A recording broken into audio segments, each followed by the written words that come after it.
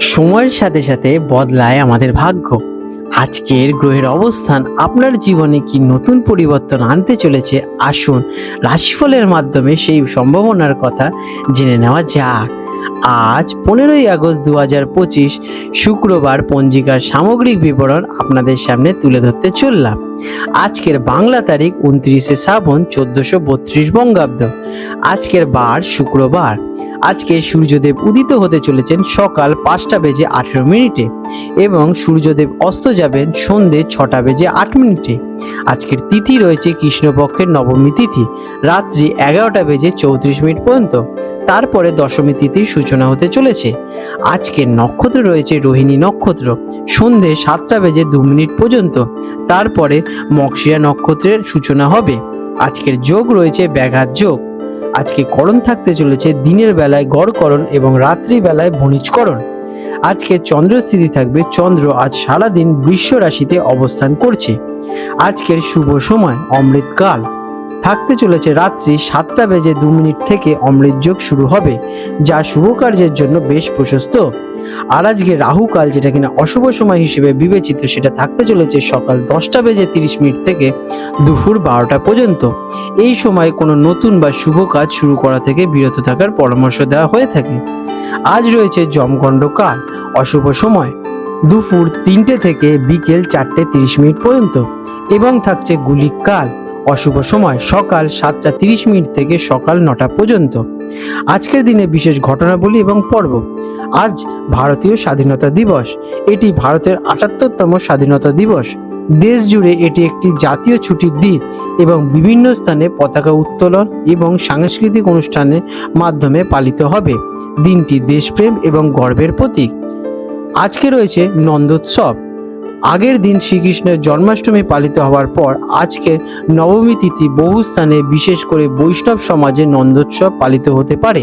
এটি শ্রীকৃষ্ণের জন্ম উপলক্ষে নন্দ মহারাজ আনন্দ উৎসব। মীন রাশি পাইসেস, 15ই আগস্ট 2025 শুক্রবার মীন রাশি জাতক জাতিকাদের আজকের দিনটি কেমন হতে চলেছে চলুন জেনে নেওয়া যাক। আজকের দিনে আপনাদের গ্রহ নক্ষত্রের অবস্থান। আজ আপনার রাশির অধিপতি দেবগুরু বৃহস্পতি এবং নেপচুন আপনার কল্পনা শক্তি এবং আধ্যাত্মিক চেতনাকে আজ প্রবলভাবে প্রভাবিত করবে। আপনার অন্তর্দৃষ্টি আজ খুব শক্তিশালী থাকবে। সূর্যের অবস্থান আপনাকে দৈনন্দিন কাজ এবং স্বাস্থ্যের প্রতি মনোযোগী করে তুলবে। চন্দ্রের প্রভাবে আপনার কিছুটা আবেগপ্রবণ এবং আত্মমগ্ন করে তুলতে পারে, তাই নিজের ভেতরের জগতের সাথে সংযোগ স্থাপন করার জন্য দিনটি বেশ ভালো। কেমন কাটবে এই দিনটি?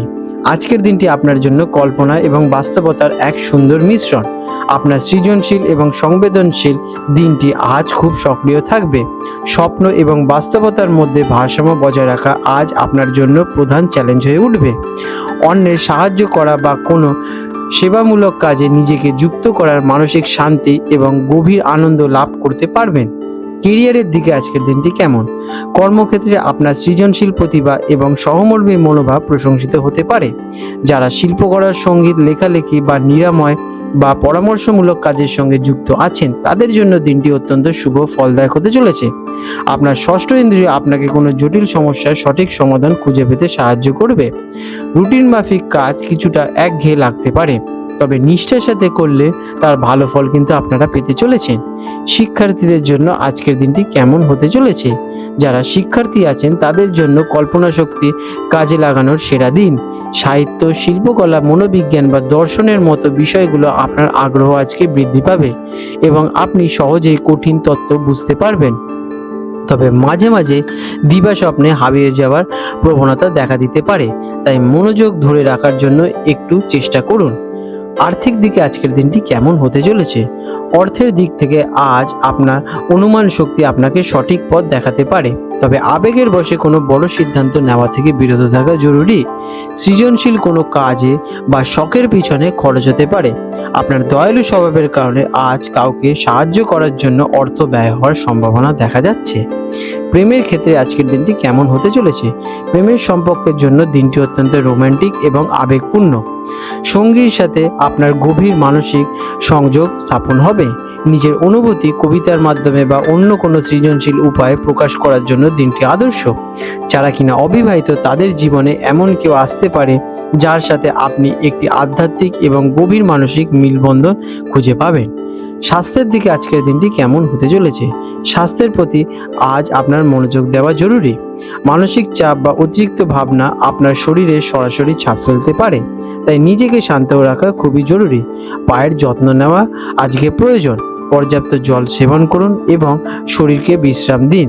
মেডিটেশন বা হালকা সঙ্গীত শোনা আপনার মন এবং শরীরকে শিথিল রাখতে সহায়ক করে উঠবে। আজকের দিনে আপনাদের শুভ রং হতে চলেছে সামুদ্রিক সবুজ, শুভ সংখ্যা 7। প্রতিকার, দিনটিকে শুরু করার আগে কিছুক্ষণ শান্ত পরিবেশে ধ্যান করুন অথবা নিজের পছন্দের কোনো গান শুনুন।